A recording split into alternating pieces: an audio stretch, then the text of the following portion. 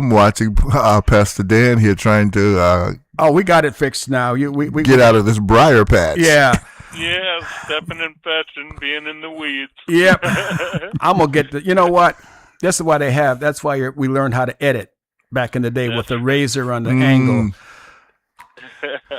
I am Pastor Dan Walker. I am so pleased and proud to pastor the New Bethel Baptist Church in Framingham, Massachusetts, where God is doing amazing things. Shout out to Keystone Community Fellowship, where God is doing amazing things. On the phone with me, we have my brother from another mother, my only living twin. He's whiter than Casper's ghost. Brother Dan Vale, sitting across. Yeah. Shout out to Miss Linda, because he keeps forgetting to do it, so I'm going to do it. Yes, she's listening in this morning. Shout out to Miss Linda. So he's in Saxe, Texas today. He's got to be in Saxe, Texas. Yes. I am in Saxe, Texas every day for the foreseeable future. Oh. You're happier when you're on the road. No, not really. What? Yeah. I like being busy. Yeah. Okay, fine. I like being busy. Just acknowledge the fact that every once in a while I get it right. You're happier when you're on the road. That's right. Sitting across from me with that Cheshire cat smile on his face is Bishop Anthony E. Hamby. Good morning, caller. You're on the air. Morning. Ladies and gentlemen, boys and girls, children of all ages, Sound Travels is pleased to present to some and introduce to others the heart of Sound Travels, nearer, my God, to thee, Chaplain Nera, ably assisted by the wolf. Morning. Good morning. Good morning. Well, we started off. We hit the ground and it hit back.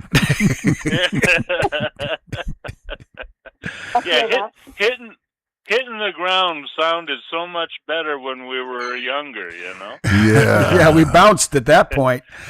That's right. It's usually dialing 911 now. Yeah. Unlike some of us that have 9-1 already pre-programmed, so just we have to hit 1. I've fallen and I can't get up. Yes. Yeah. We used to laugh about that. Ain't so funny now. It is not so funny. I tell you what else is not so funny, when your insides start doing stuff that you don't expect it to do. And you have places to go and things to do, and your body says, guess what? You remember those 6 peanuts you ate last night? Yeah. That's why I don't eat peanuts at night. Yeah. I started off and I got, let's see, everything was fine. I left the house, and halfway between there and where I was going, I had to turn around and I went to the Stop and Shop, which didn't open at 6 o'clock. So I had to jump back in my truck and hightail it. I'm glad no police officers was there, because he'd have stopped me and it would have just been a mess. It just no other way to putting it. Literally, yeah. A photo finish is what we call it. I got up, keys in the door hanging half open, running to, and don't make this mistake, you younger people. I'm going to teach you something that's going to serve you well. Do not start unbuckling your pants before you get to the bathroom. Don't do it, because your body interprets that. I have arrived. Okay. I'm just letting you know. I wish somebody had told me that when I was younger, but they never did. He's leaving. We have lost the bishop.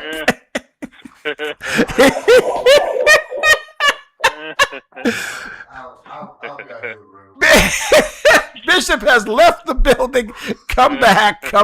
I won't say. I'm just saying. I fully believe that if the human body is capable of Bluetooth connecting to the bathroom, and it's like it knows when you have entered your home. Yes. Yeah. Proximity alarm goes off. Oh, my goodness.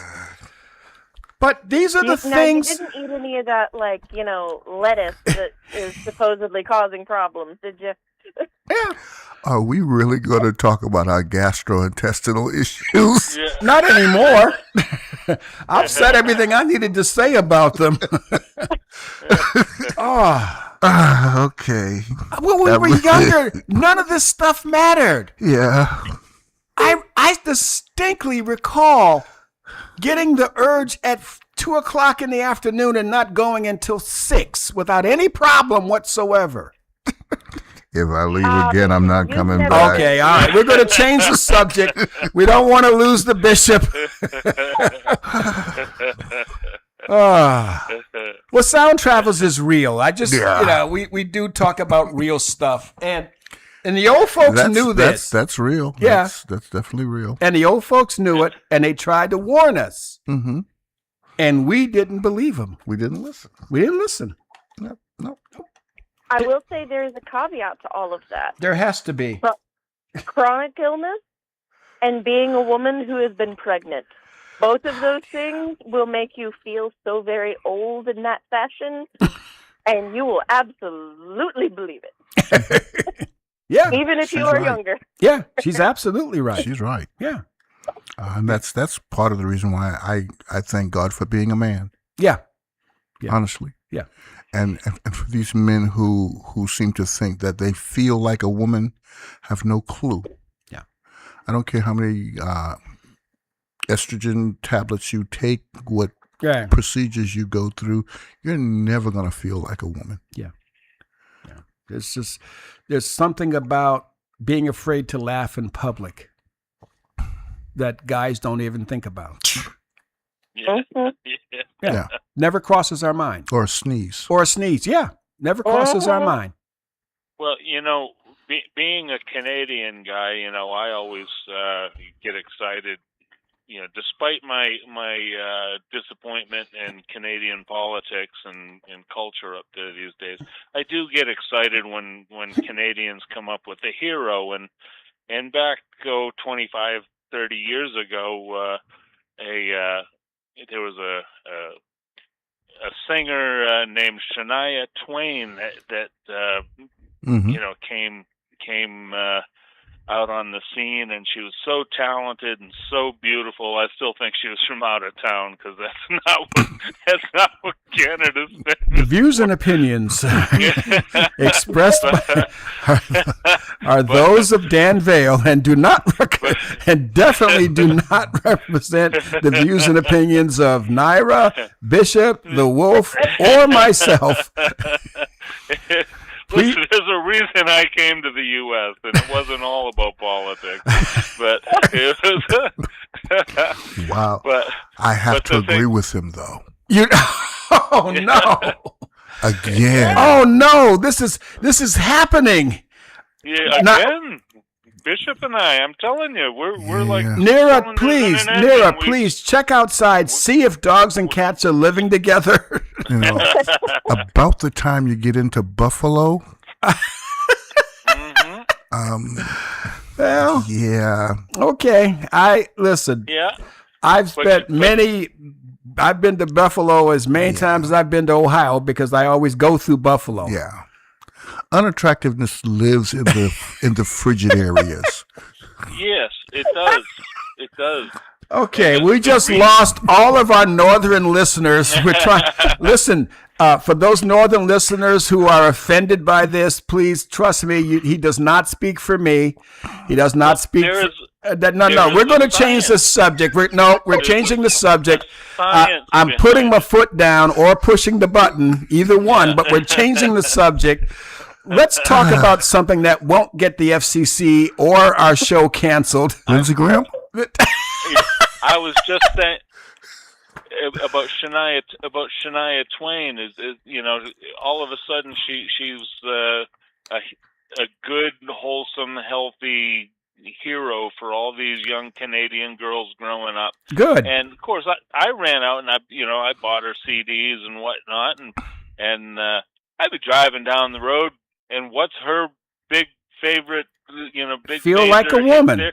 Man, I feel like a woman, and it's a catchy tune. It really is a catchy tune, but you cannot be driving it and singing it next to Yeah. you can't do it. They're going to look at you cross-eyed, except for That's that one right. guy who, Yeah. two gonna cars be looking over at me? who starts winking and honking his horn and Yeah. beckoning. Yeah. Okay. So, I mean, Certain songs a guy Yeah. just shouldn't sing. well, yeah, that's one of them. Yeah. Yeah, and I like the song. It's a nice Yeah. song, and like you said, it's It is. it's It's catchy, catchy. and it has a Yeah. great hook. Yep. But you can't sing it. That along with Natural Woman. Yeah, that one too. Well, see, Yeah. I never felt like a natural woman. I can tell you that No. right now No. to my core. I got in trouble a few weeks ago because I recall that there was a particular organist for a well-known church. I'm not mentioning the organist or the church, who, if I had any doubt about his proclivities, they were allayed when he came on to me. So it's like, nope, boy, is your gaydar off? It just is. Well, because he'd never seen me with anybody, he never saw me. Yeah, it just your gaydar's off. Yep. And sometimes there's a miscommunication. There was no miscommunication. Well, but hear Apparently me there out. was. Hear me out. I personally have the attitude that we are all equal before God. God loves you. God loves me. Jesus died for all of us. And unless I am in the selection process looking for a mate, I treat everybody the same. Whether you're 990, whether you're a homeless gutter snipe or a runway model, I don't care. I treat everybody the same. And as a phenomenon that I have experienced time and time again for years, and it's just the cost of doing business that way, is that women who were less attractive are not accustomed to being treated like a runway model. And they were taking it as a come-on, which it was not. Runway models would be insulted, and they would take it as a challenge. And I wound up, I was always having to deal with, somebody somewhere, please, no, this is just my normal baseline. Nobody was getting any favorable attention or anything. And no, I'm not interested. It was a problem, but it's one that I just choose to deal with because I'm not going to change my policy of treating everyone equally. So let's talk about this, because this actually is something that we can identify with even in the church structure. I'm of the opinion that a compliment is just that. It doesn't hurt. It doesn't cost anything. And if it puts a smile on your face, I'm likely to do it. The problem is, in this society and in this generation, you can't do that. In church especially, you can't. How do you say, it's just like, okay, there was back in the day when women wore hats to church, and mothers would they wear these hats. Yeah. It was not a problem saying, that's a lovely hat you have on, or pointing out the women that had the pretty hats on. There was no issue with that. But nowadays, as soon as you say something to any one person, you're subject to be in trouble by other people who didn't get anything said to them. And you have to be mindful that complimenting a woman in today's church can be a problem. Yep. Or am I misstating this, Bishop? No. Ask yourself, when did it start? Well, Feminism. There you go. Yeah. The feminist movement of the 70s ruined relationships between men and women. When you see an attractive person be it male or female. Prior to that, it was accepted and reciprocated when it was called for. We were not rude to each other. A compliment was accepted. Thank you. And you would move on. If you were interested in someone, and this is going to date me just a little bit, but you would not approach a young lady directly, but you would seek out someone who knew her and have that person introduce you to her. Subsequently, you would meet her family. And if the family accepted you, then you were good. But today, the compliments are more salacious, rude, disrespectful, and crude, and chivalry very well may be dead. But there are still some of us who remember what it's supposed to be like. A gentleman is not to walk on the sidewalk with a young lady and have her on the outside, on the street side. She should be to the wall or to the building. And that's a sign of protection. Yeah. Well, and for Miss Linda's sake, about holding doors. Mm-hmm. Yeah. That's a given. That it doesn't matter what age the woman is. It doesn't matter what she looks like. A man holds the door for a lady. Did you hear that, hon? Yeah. You're right. And the clarity in that is that there is a difference between a lady and a woman. Mm-hmm. Any female can grow up and become a woman, but a lady is refined. She is someone who is deserving of every concession possible. well, now, okay. So, I'm gonna ask the lady, Nira. Yes.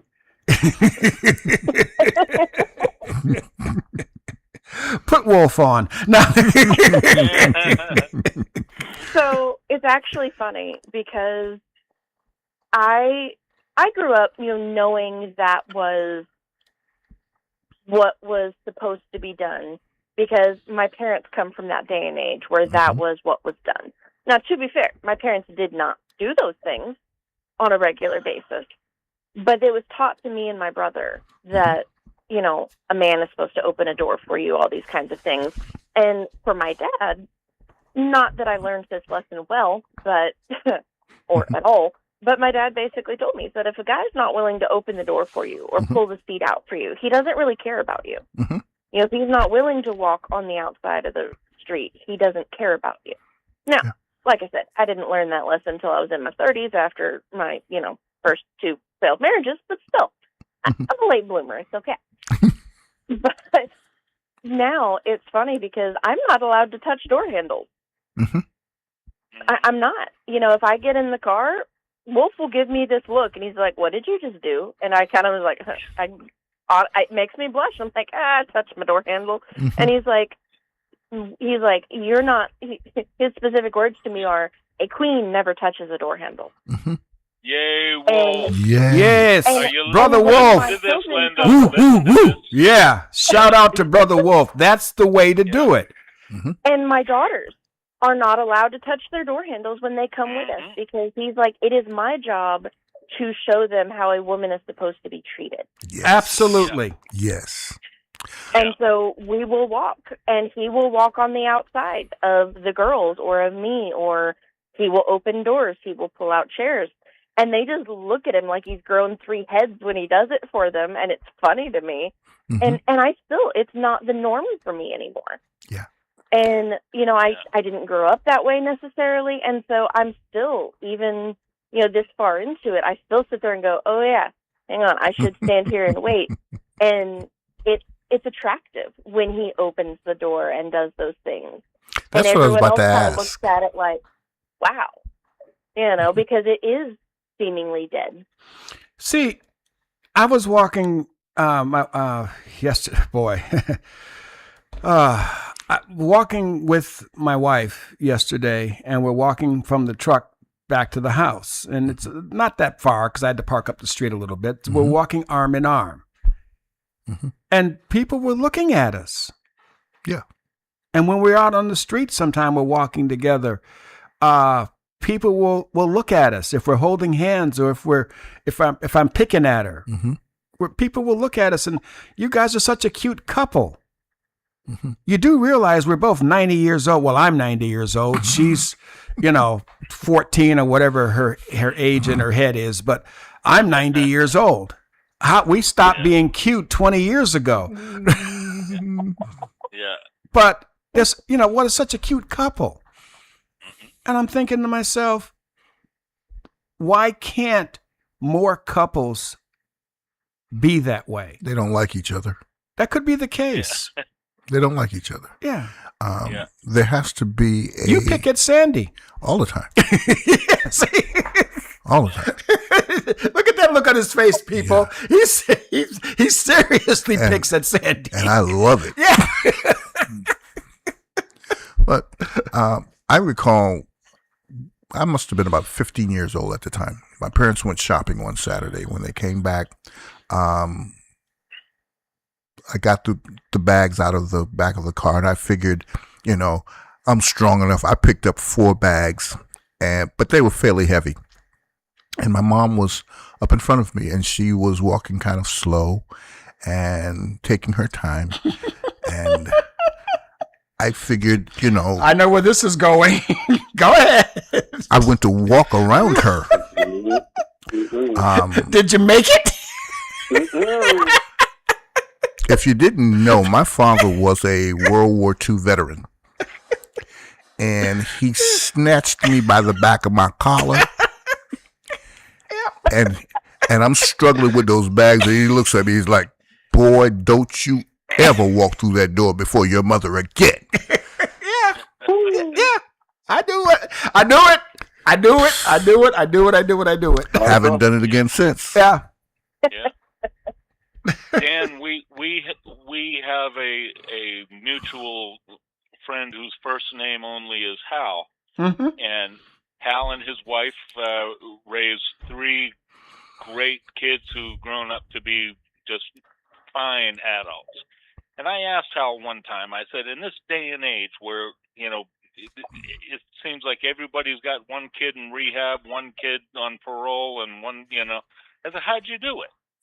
And he gave me his words of wisdom about his sons, but his daughter, who's just an absolutely stunning, statuesque young lady, he said, we had date night from the time she was like 12 years old on up. Every Thursday night was date night, and we would dress up, and I would hold the door for her, and we would go out and have a bite to eat, go to a movie, whatever. And I set the standard high because I wanted her to know this is what you're looking for. Yeah. And I thought that is just absolutely brilliant. Spoil them, and I do the same thing with Linda. Not that she's my subordinate, but I'm not gonna run around being jealous and following her around to see who's is. I take the attitude somebody else wants to give it a try, go for it. You got your work cut out for you, because I make sure that she knows she's being treated like a queen, and I make sure that wherever we go, when we pull up and I open up the door for her, everyone around knows that royalty just arrived. That's how I want her life experience to be around me. I'm not a guy that has money. I can't give her that. I wish I could, but Well, trust me. and Trust me. The money is. See, here's the thing that men need to learn very quickly. Women settle. And when I say that, they'll settle for money. They'll settle for a car, for jewelry, but that's not what they want. right. Okay. Nira? 100%. Thank you. I actually saw a video. Thank you. Yesterday.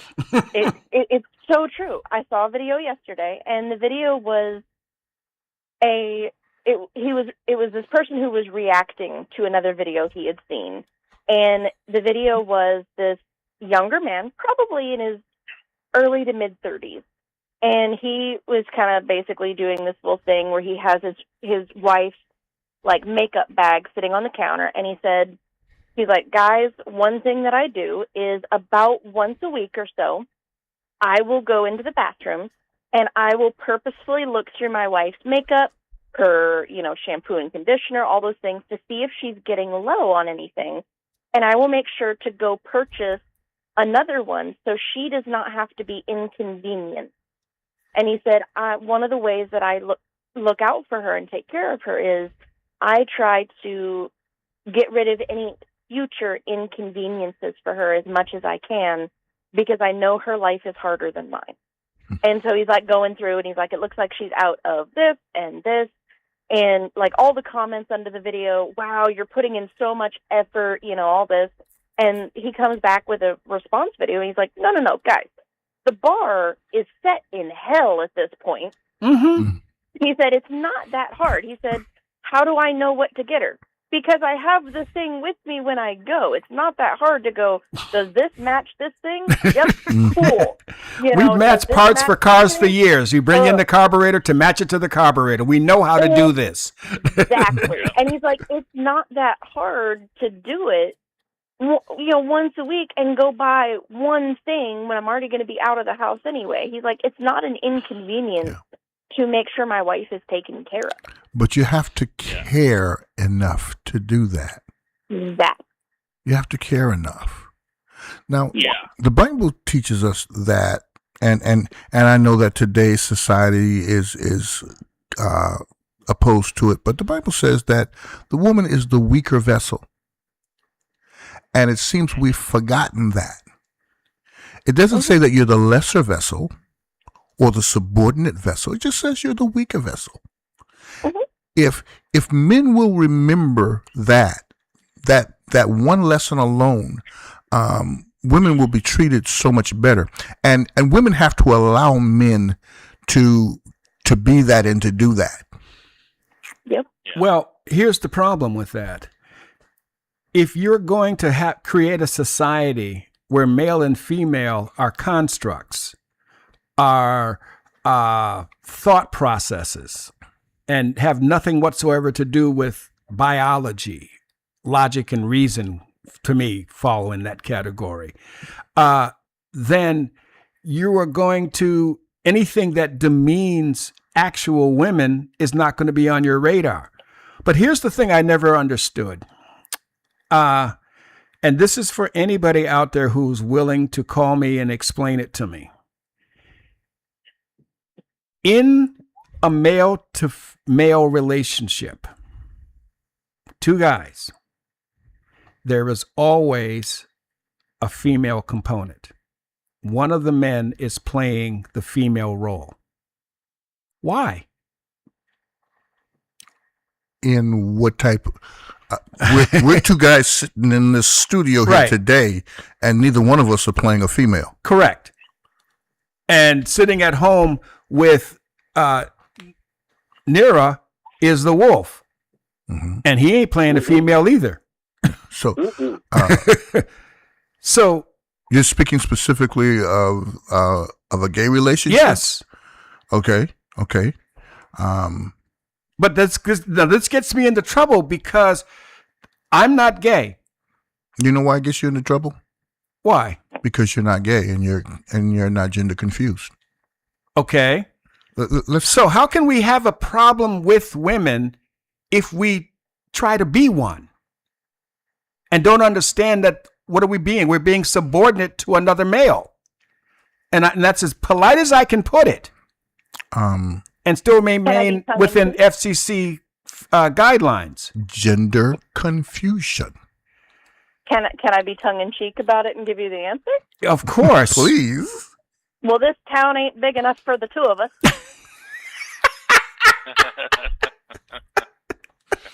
Mm-hmm. In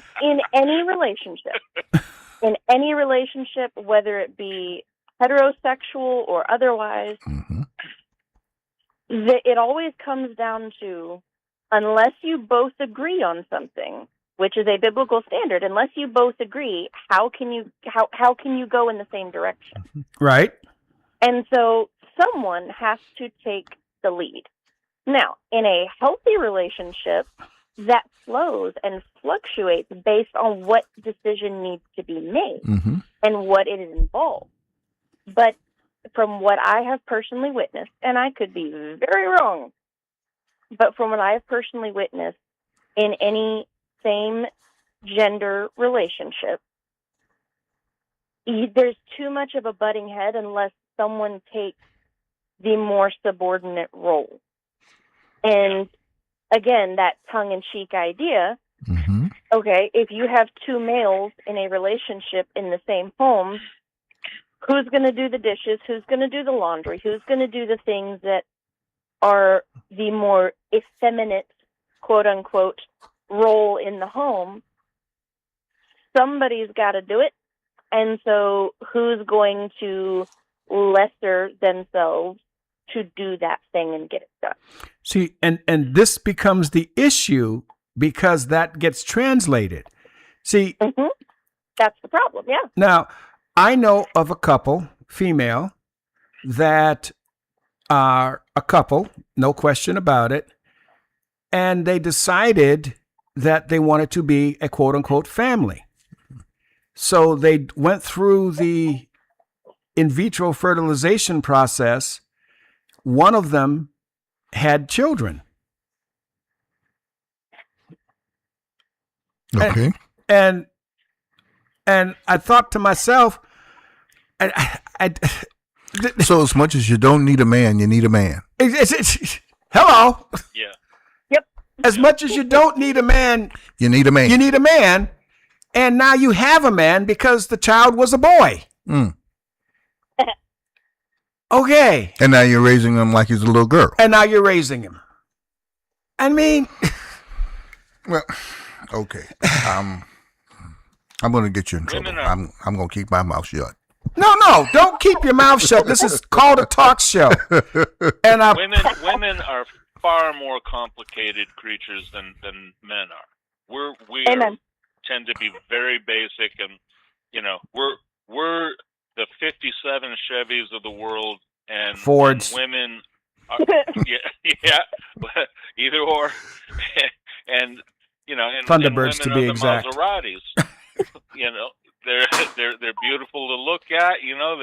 They handle great, they sound great, but they're in the shop all the time.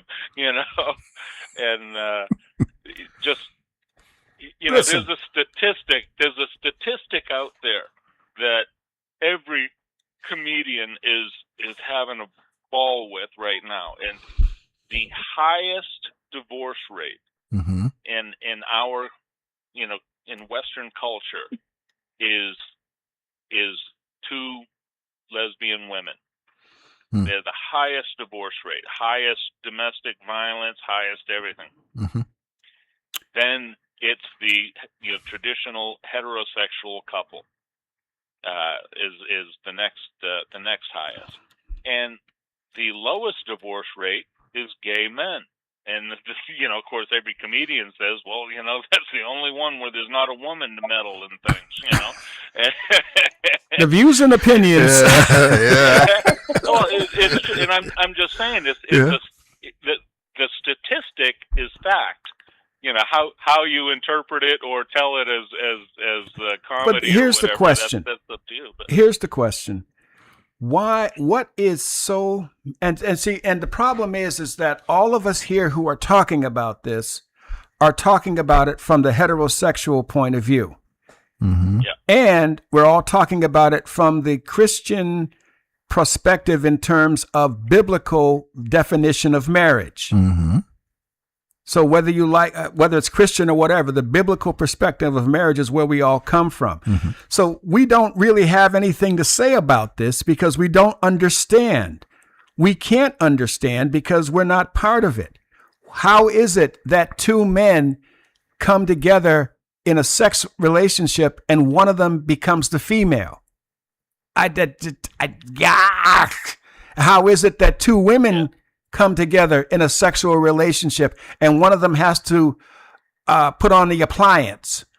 I just don't understand. Why can't you just get the real thing? If that's what you're all about. Yeah. But see, I know the problem is I know that there are people out there within the church community that can answer this question or at least can deal with it. And where are they? Yeah. They're getting canceled. They're getting canceled if they talk about it. We've told them they're worse than deacons that are porn addicts, so they're afraid to come out and talk about their stuff. Yep. Yeah, and that's a problem, isn't it? Because I'm thoroughly convinced that Jesus dealt with everybody he met how he met them. And in the people that he dealt with, there was some effeminate. In the people that he dealt with, there was some masculine, supposed females. He dealt with everybody. Yeah. Go ahead, Bishop. Okay. How can the church be what it's supposed to and not address every sin? Well, that's the problem now, isn't it?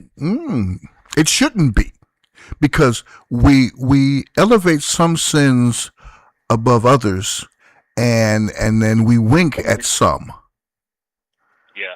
Okay, we have to take the same fervor, the same energy, with lying, as we do with stealing. We have to take that same energy with homosexuality that we do with adultery. The same energy, and the same. We have to give the same remedy. Yeah, but you can't. He said, "It's wonderful for us to sit here and say this, but national pastors, bishops, power bottom comes to mind." Mm-hmm. I don't care.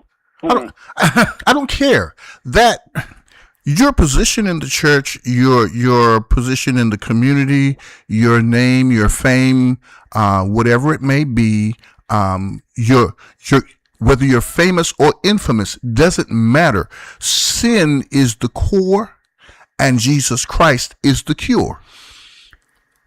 Listen. You got my vote, but Okay. but I'm not the problem. The problem is we pick and choose. The problem is that homosexuality is bad and it's wrong and it's sinful until it's an organist, or until it's the choir director. Yeah. It's awful unless it's my daughter or my son. Let's stop the buffoonery. But be very. Oh my God, we have to be very careful because there are some dedicated, and I trust me and don't question me on this. There are some dedicated parents out there who are sold out for the cause of Christ, and their son or daughter is gay. Why we got to be careful with that?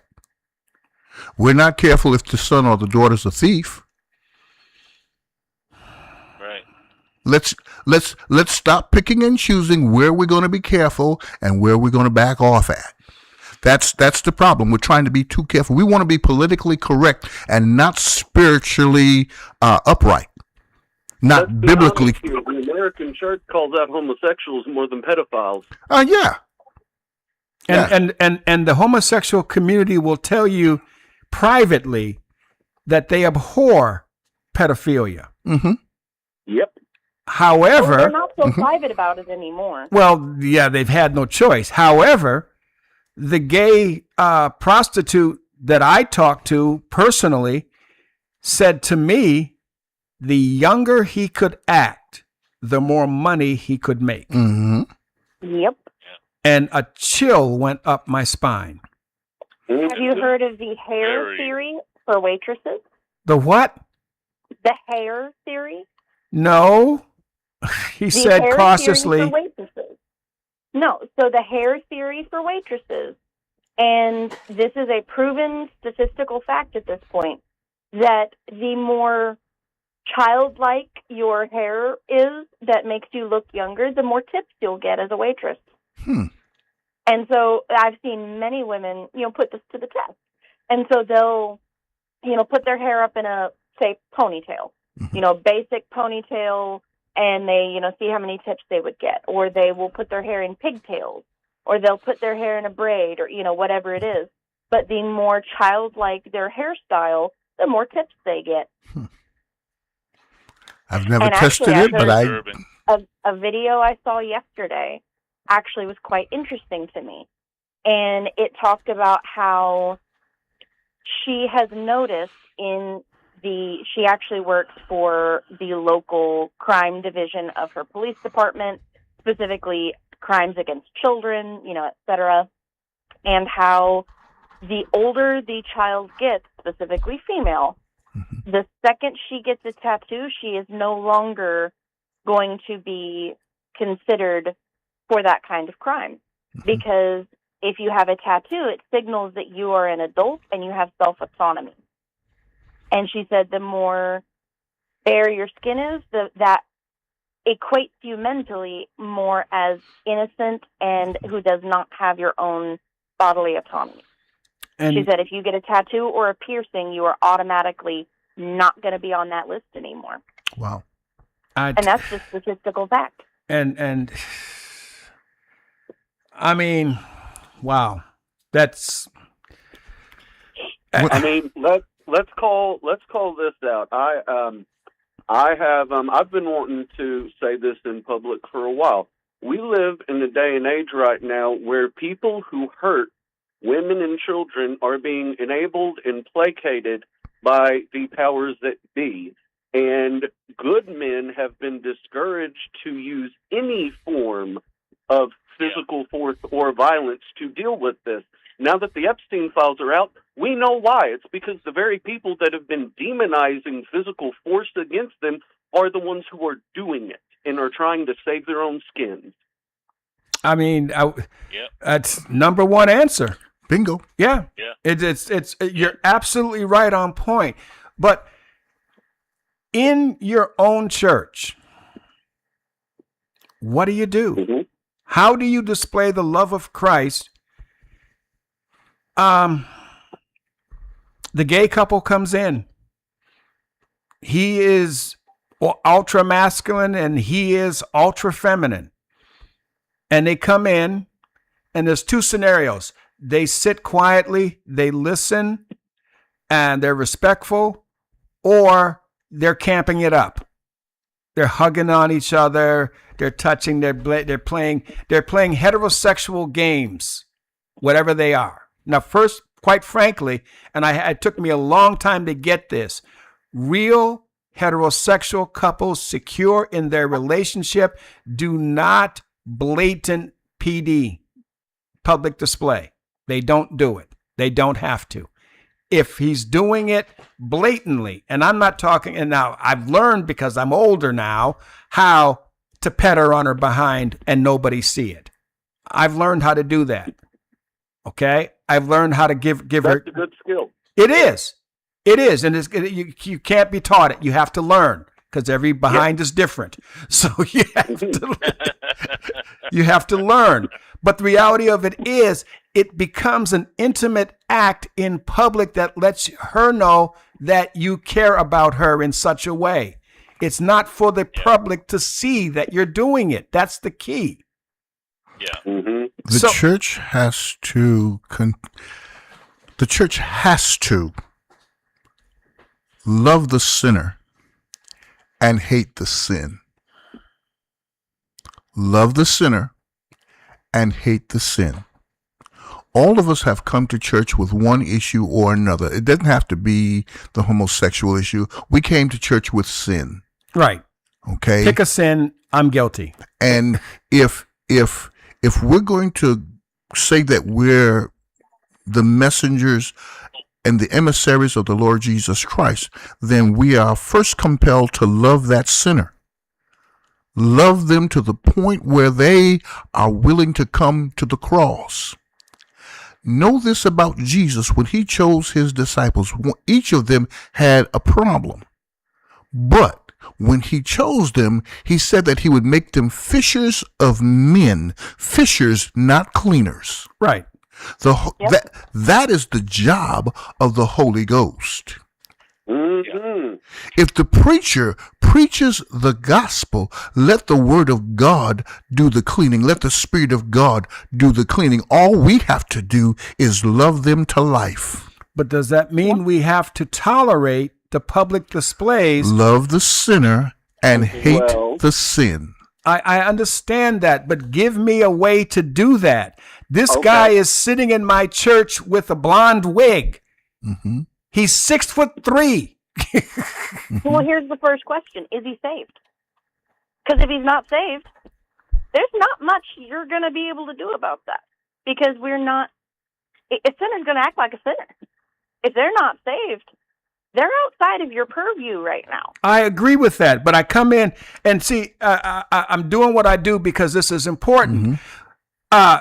He's coming in and he's praising the Lord. He's speaking in tongues. He's doing all, he's putting on all of the, he's acting like one of us, whatever that means. As a pastor, I have a responsibility not to embarrass that individual in public. So I called him into my office, sit down with him and have a discussion, find out where his mindset is.